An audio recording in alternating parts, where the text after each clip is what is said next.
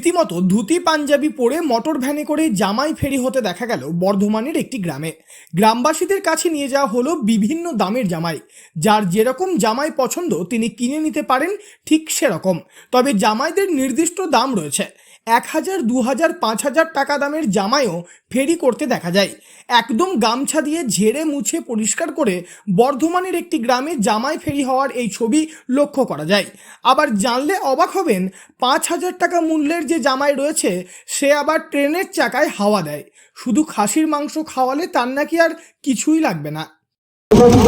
জামাই লাগবে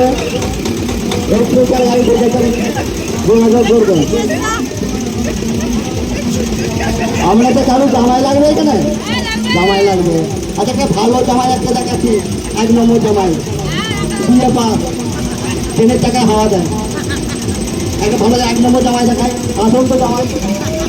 আই দেখুন 5000 টাকা জামাই, আই দেখুন 5000 টাকা জামাই। দেখুন 2 কেজি খাসির মাংস হলে কাজ মিটে যাবে, আর কিছু লাগবে।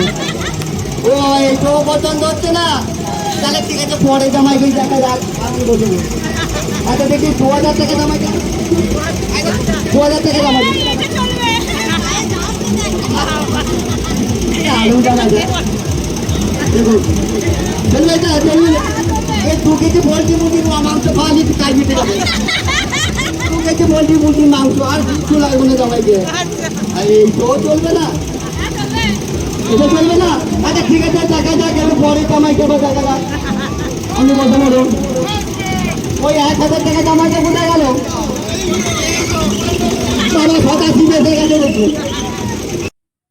এই জামাই ফেরি করার দৃশ্য লক্ষ্য করা যায় পূর্ব বর্ধমানের খণ্ডঘোষ নামের একটি গ্রামে। প্রত্যেক বছর এই খণ্ডঘোষ গ্রামে বুড়ো শিবের গাজন আয়োজিত হয় এবং এই গাজনকে কেন্দ্র করেই মেতে ওঠেন গ্রামবাসীরা। খণ্ডঘোষ গ্রামের রায়পাড়া, ভট্টাচার্যপাড়া এবং বোসপাড়ার সকলেই এই গাজন উৎসবে অংশগ্রহণ করেন। 3 দিন ধরে চলে এই বুড়ো শিবের গাজন। স্থানীয় সূত্রে জানা যায় এই গাজন বহু বছরের পুরানো এবং এই উৎসব উপলক্ষেই জামাই ফেরির আয়োজন করা হয়েছিল।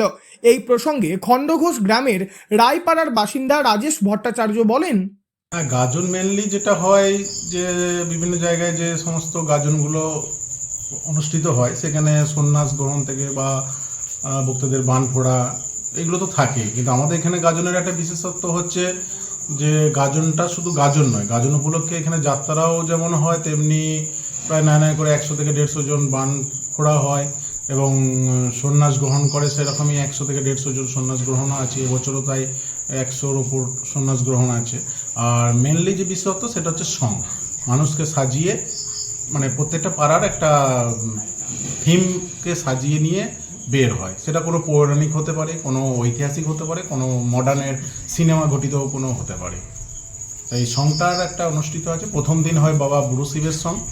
আগে হতো শুধু বাবা বুড়ো শিবেরই একটাই কামড়া হতো, সং বের হতো, সেটা শিব দুর্গা। এখন হচ্ছে মেনলি 3টে পাড়া একসঙ্গে জুড়ে একই দিনে বাবা বুড়ো শিবের সংটা হয়, সেখানে শিব দুর্গার উপর থিম হয়।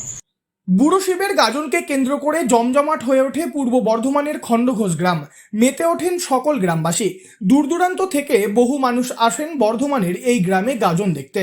প্রতি বছর গ্রামবাসীদের আনন্দ দিতে আয়োজন করা হয় সঙ্গে অংশগ্রহণ করেন গ্রামবাসীরাও। বিভিন্ন ধরনের থিম সাজিয়ে সংসেজে গ্রাম পরিক্রমা করেন অনেকে। আর যা দেখার জন্য রাস্তার দুপাশে ভিড় জমান অসংখ্য মানুষ। আর এই খণ্ডঘোষ গ্রামেই সঙ্গের অংশ হিসেবে জামাই ফেরির এই মজাদার দৃশ্য লক্ষ্য করা যায়। পূর্ব বর্ধমান থেকে বনোয়ারিলাল চৌধুরী, লোকাল 18 বাংলা।